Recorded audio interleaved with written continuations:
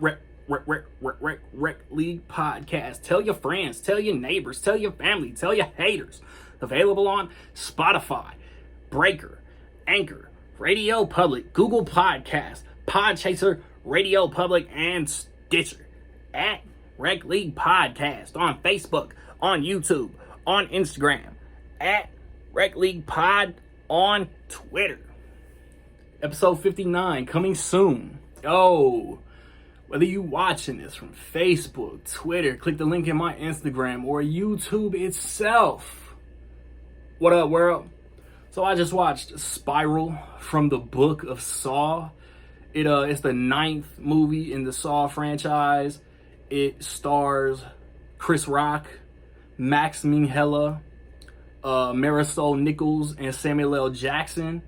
It is directed by Darren Lynn Bousman, who directed Saw 2, Saw 3, and Saw 4. If you want to get a shout out in my review of Army of the Dead, stay tuned to the end of the video to figure out how you can do that. You got Chris Rock. He is a detective in this department, and his past has ruffled a few badges. And he starts getting packages as cops start being targeted by Jigsaw or a new Jigsaw copycat. That's what they're trying to figure out. Again, like I've said repeatedly over the past few weeks, I was looking forward to this last year because summer 2020 was supposed to be like the summer of Chris Rock, and Fargo season 4 was coming, Spiral was coming, and we were supposed to just be spoiled by Chris Rock going against type, just killing it, because he was great in Fargo. And this movie also was his idea. He's a fan of the Saw franchise, so apparently he brought this story to the studio and was like, hey, I want to make a Saw movie. And it trips me out that somebody, no disrespect to any of the actors, Tobin Bell, Carrie Elways, Dina Meyer, Donnie Wahlberg, Glenn Plummer, Beverly Mitchell, Megan Good, who have been in the Saw movies. This franchise has had some good actors, but Chris Rock is A-list, Samuel L. Jackson is A-list, you know what I'm saying? So it's so dope that they were humble enough, yeah, let's be in Saw 9. And on another hand, it's before Samuel L. Jackson decides to retire, is there any franchise that he won't have been a part of?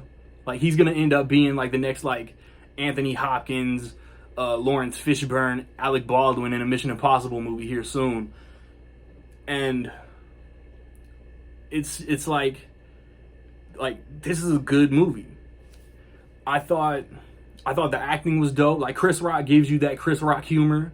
It's like this movie is a roller coaster. It's a heartbeat monitor, man. It starts off humorous. This is Chris Rock. Boop boop. Couple cops get put in traps. Boop boop. He's less and less serious. He's less and less funny. Boop boop. And then it's oh shit, the climax. And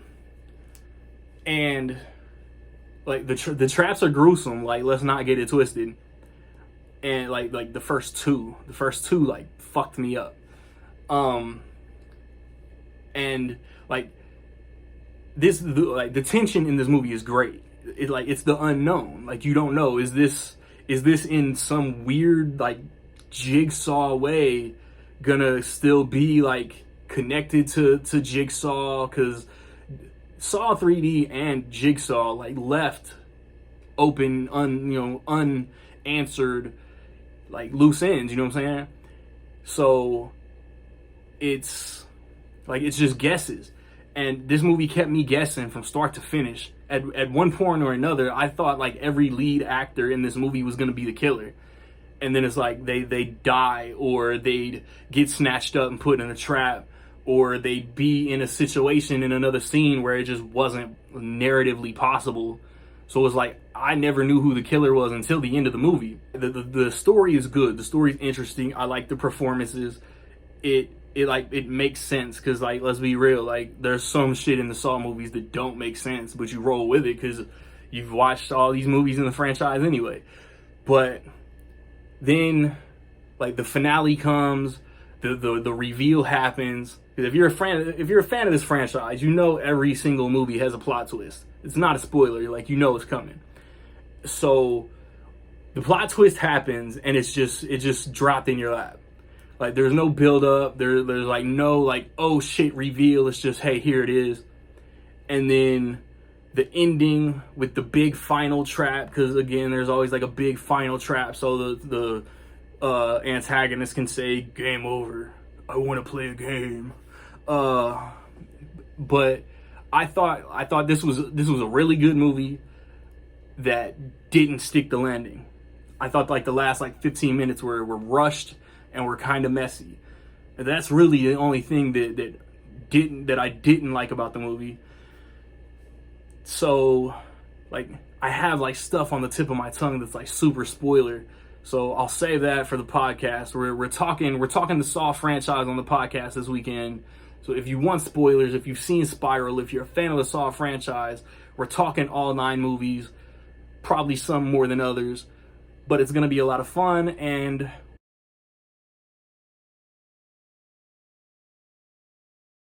with all that being said, in my opinion, I will say that Spiral from the Book of Saw is almost dope. Have you seen Spiral, man? What you think about it? Positive, negative, somewhere in between? Let me know. I think in the Saw franchise, I'd rank this 5th. Like it's a middle of the pack movie. It's like upon rewatch, like I just rewatched all these movies, so they're all fresh in my head, and like it's Spiral was never gonna be better than the first one. Like I put the original Saw up there with the original Scream, Halloween, and Nightmare on Elm Street. So I don't think this was better than 2, 3, or Jigsaw, but it's 5th out of 9. Like, oh, that's not bad. If you want to get that shout out in my review of Army of the Dead, just within $2 million, man, higher or lower. How much is Spiral gonna make opening weekend, man? Be the first, be the closest. Get your guesses in by noon Central Time Sunday. You get shouted. I've recently posted a review for Those Who Wish Me Dead. I've recently reviewed Wrath of Man, Without Remorse, The Mitchells versus the Machines, Mortal Kombat, Falcon and the Winter Soldier. Check all of that out, man. I want to watch and review Army of the Dead next weekend. I want to watch and review Cruella and A Quiet Place Part 2 Memorial Day weekend. So be on the lookout for all of that, man. Like, subscribe, comment. Find me where you find me, man. Don't know where to find me. Watch these credits. Peace.